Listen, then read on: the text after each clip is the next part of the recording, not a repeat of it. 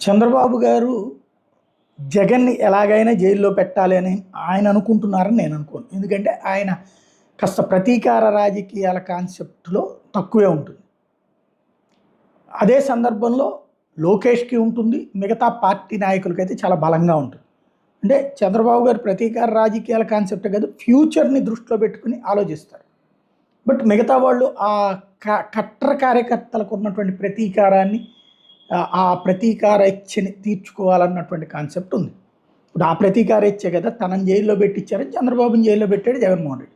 ఇప్పుడు జగన్మోహన్ రెడ్డిని జైల్లో జగన్మోహన్ రెడ్డిని జైల్లో పెట్టిస్తే రేపు పొద్దున మళ్ళీ ఇటుకి అదే వర్తిస్తుంది కదా అన్నటువంటి ఉద్దేశం బాబు గారికి ఉంటుంది. ముందు చూపుతో ఆలోచించేటువంటి మనిషి. అయితే లిక్కర్ కుంభకోణానికి సంబంధించి ఇప్పుడు ఇంతకుముందు మొదట్లో ముంబై అమ్మాయి కేసు దాని ద్వారా జగన్ జైలుకి వెళ్ళిపోతాడన్నారు. తిరుపతి లడ్డూ కేసుతో జగన్ జైలు